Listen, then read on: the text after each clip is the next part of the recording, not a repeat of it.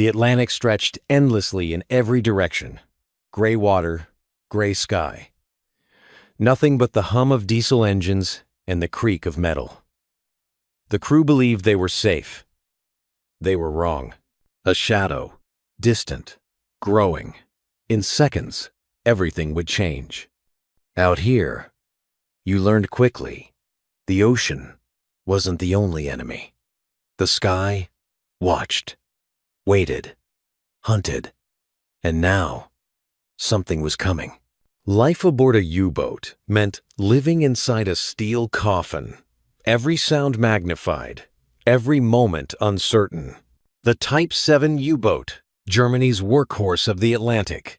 44 men crammed into 47 meters of machinery. They hunted Allied convoys, but they were hunted too. The hydrophone operator listened for propellers, for destroyers, for depth charges that could crush them in seconds. But some threats didn't come from below. U-boats needed to surface regularly, to recharge batteries, to breathe. Those moments made them vulnerable. The captain knew the math. Every minute on the surface was a calculated risk.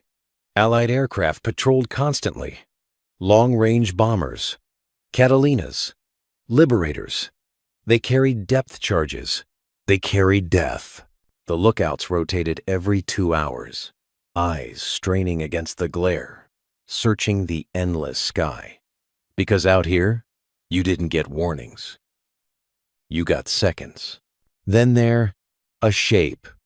Small at first, but moving fast. Flugzeug, aircraft, bearing 270.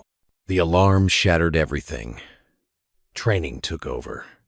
Every man knew his role. The captain had seconds to decide. Dive? Fight?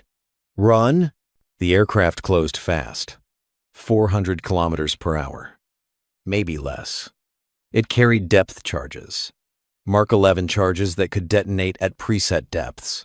One direct hit could crack the pressure hull, flood compartments, send them down. Every man understood. They had maybe 90 seconds before the aircraft reached attack range. 90 seconds between life and a crushing death in the dark Atlantic. The shadow stretched across the waves. Every second felt like an eternity. Alarm!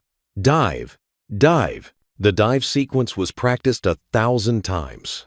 Now, every fraction of a second mattered. Ballast tanks flooded. The bow dipped. The U-boat angled down. But Type 7 boats weren't fast. 30 seconds to submerge in calm seas. Longer if waves were rough. The captain watched through the periscope. The aircraft was nearly overhead. Could they make it? Would they go deep enough before the bombs fell? The depth gauge ticked down. Above them, the aircraft roared closer. 20 meters, 25, still too shallow. The pilot would have seen them. Had to have seen them. Now came the choice, drop the charges or circle for another pass. The captain made the only call he could. Take her to 50 meters, silent running. Silent running meant exactly that. No unnecessary movement, no sound. Because sound carried underwater, and Allied aircraft dropped sonobuoys listening devices that could track them even submerged. They waited. 40 meters, 50 meters. Every man listening for the sound that would end them. The hydrophone operator heard everything. The thrum of the aircraft circling above, the slap of waves against the hull, but no splash, no depth charges hitting water. The pilot circled, once, twice, searching the water for the telltale swirl of a crash dive, for the shadow of a submarine just beneath the surface. But the Atlantic kept its secrets. The U-boat had gone deep enough, fast enough. Then the engine sound changed, grew distant. The aircraft was leaving. The captain waited another 5 minutes, then 10. Standard procedure, never assume safety. Slowly, the crew began to breathe again. Relief washed through the boat like a wave.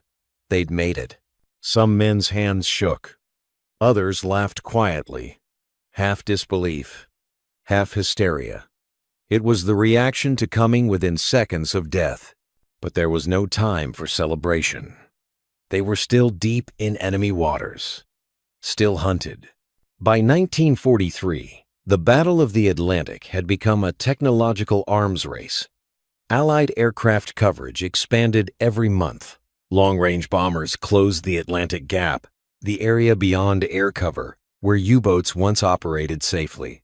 British Coastal Command and U.S. Navy patrol squadrons flew constant missions.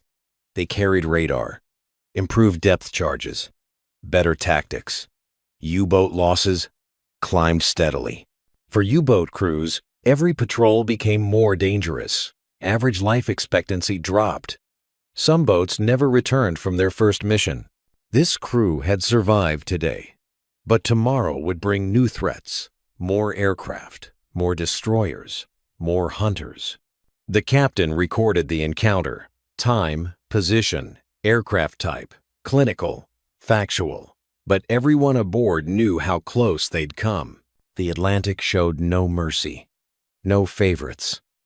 Survival meant skill, discipline, and luck. Mostly luck.